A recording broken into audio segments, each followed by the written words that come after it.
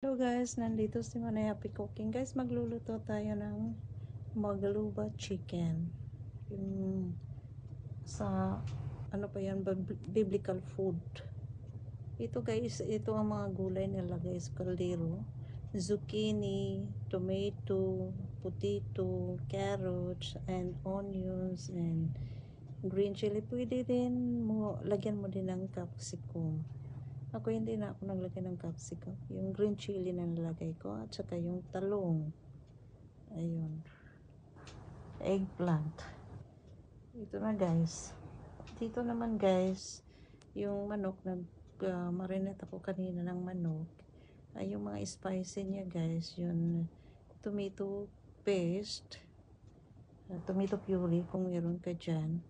Tapos chili powder, turmeric powder, black pepper powder, and coriander powder, zira powder, and cumin's powder, yun sa English, yung zira, cumin's.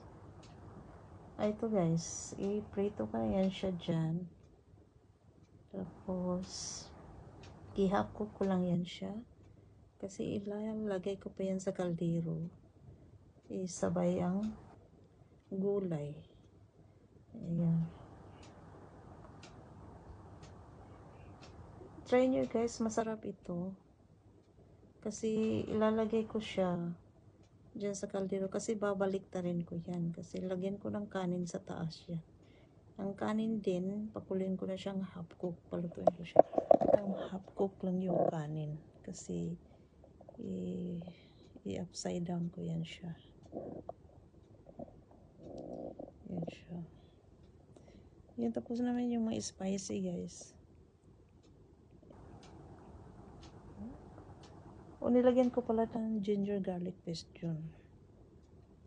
Yun ang pag marinate ko ng manok. Tapos nilagyan ko din ng cooking oil sa pag marinate. Dito naman guys, hiniwa ko yung zucchini, yung carrots, ayun, yung sibuyas,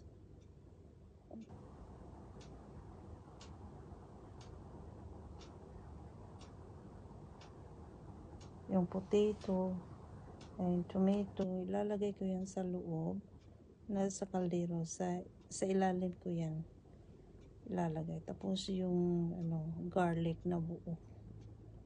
Yan. Kasi gustong-gusto ng asawa ko yun. Yung garlic ilalagay dyan sa gitna. Masarap talaga ito guys. Subukan. Mas madali lang ito. Mas masarap pa nga ito. Mas nagustuhan ko ito kaysa yung chicken majbus. Ayun.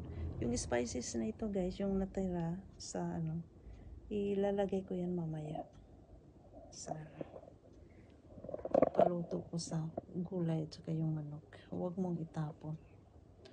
Ito guys, lagyan ko na lagay ko yung potato sa baba.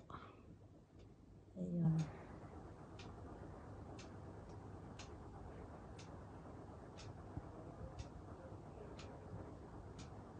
Yung sibuyas.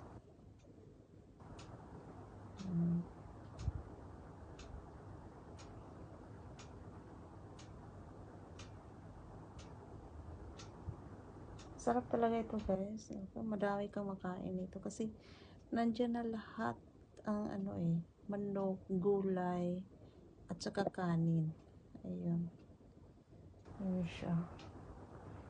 Sundan mo lang ito. Kung gusto niyo, kung nagustuhan niyo itong luto ko, sundan mo lang itong paggagawa ko. Ayun.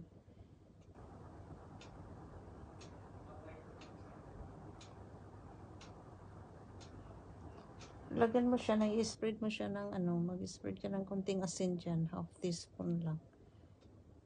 Ayan. Kasi nakalimutan ko yung pag video yung paglagay yung asin. Kasi huwag mo lang damihan kasi yung manok nakalagay na, nilagyan na yun ng asin. Ayan, huwag mo lang damihan. Ayan siya. Tingnan mo guys, nakalagay na yung lahat mga gulay dyan. Tapos ito namang kanin, ito binabad ko kanina kasi pakuluin ko yan siya. I-half cook ko din kasi ilagay ko sa taas ng ano, manok. Yun. Kung ayaw mo, ano, lagyan mo siya ng capsicum guys. Kung gusto yung capsicum. At ito namang masala na ito, ilalagay ko din yan sa ano, sa pagpaluto ko ng manok at saka yung gulay. Ito yung mga spicy ko guys, yung pinapakita ko. Kayo lang ang bahala kung ilan ang ilalagay nyo. Kayo na lang mag-adjust. Mga half teaspoon, 1 teaspoon, ganun. Depende yan sa inyo kung ilan. Tapos yung asin. Kasi ingatan lang yun yung asin kasi mas maganda yung kunting asin kaysa marami. Ito guys, ito ang tomato puree nilalagay. Ayun. Tapos mantika, cooking oil. Siya guys, napaka-simple lang, napaka-easy lang talaga at madali lang gawin. Ayun. Ito ilalagay mo yung manok sa taas. Yan siya.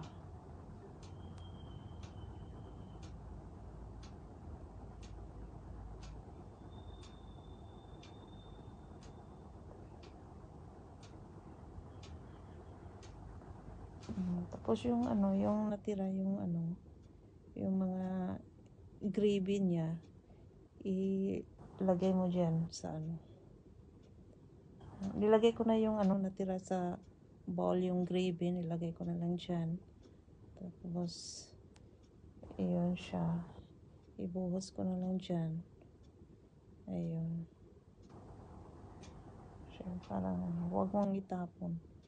Tapos, lagyan mo lang siya ng kunting tubig yung natirang nandikit sa ano, sa karay.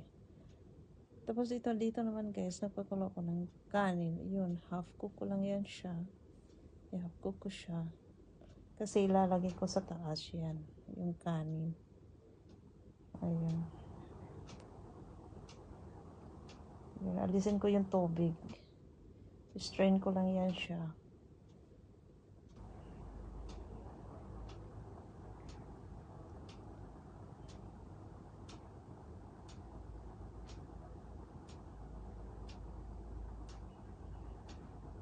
Yun, half cook lang yung kanin guys. Huwag mo lang palutuin na masyado. Kasi ipaluto mo pa dyan sa ano sa manok at saka yung gulay.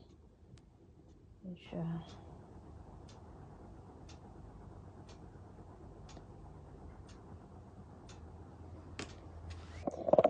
Itapon ko yung tubig. Yung tapos yung ano, nagpakulo ka ng bigas, kailangan lagyan mo na siya ng asin. 2 teaspoon na asin. Kung halimbawa kung ilan ang bigas yung lulutuin mo, yung 2 cup lang yung bigas na yan, kaya yung 2 teaspoon lang asin nilalagay ko sa pagpakulo ng bigas. Ayun. Ito na guys, nilalagay ko na yung kanin sa taas. Yan, buhos ko na lang. Pasensya na lang kayo. Yun, buhos ko na diretso para madali yan. Yan siya.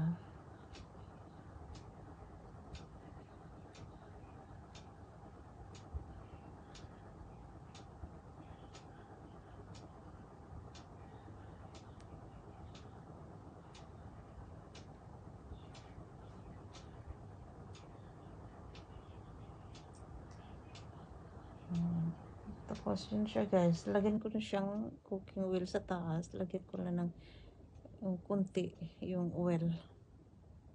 Ayun, huwag lang siyang damihan, parang hindi siya mag oil kasi papunta yan sa ilalim yung mantika na yan, mag oil na yun sa baba, kunti lang, huwag mo lang damihan. At 2 tablespoon, ganun, 2 or 3 tablespoon. Yan siya. Tapos takpan ko siya. Ayan. Parang hindi magsingaw yun. Ganyan ako magluto kahit biryani, nilalagyan ko talaga ng damp cloth, yung cloth sa taas. Ayun, i-press mo lang sandali. Yun parang kasi pagbaliktarin mo siya, kailangan talagang hindi siya buhaghag. Yun siya guys. Palutuin ko lang siya ng mga 10-15 minutes. Yun. Sa mahina nga apoy.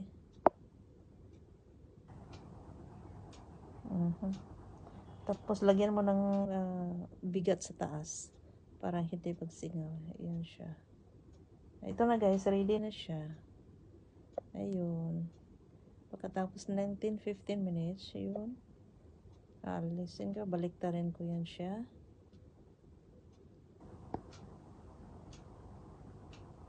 Ayan.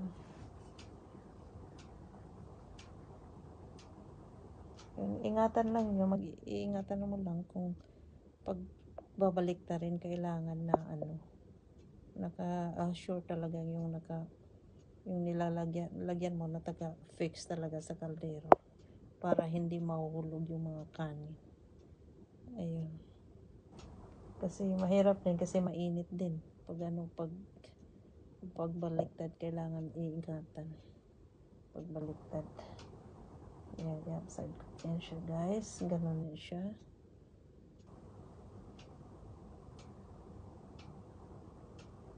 Ayan. Kung nagustuhan mo itong guys, yung luto ko guys, likes naman. Ito na yun, may dumikit lang siya, konti yun sa ilalim. Ayun siya, alisin ko lang siya tapos lagay ko sa taas. Yun, ito na guys, binaliktad ko kanin sa kanin sa ilalim na siya, tapos manok at gulay na sa taas. Ito ang tawag na guys, magluba chicken. Kung sa biblical food, sabi nila. Kasi nandiyan ang mga gulay lahat. Thank you guys, thank you for watching. Enjoy. Ito na siya. Bye.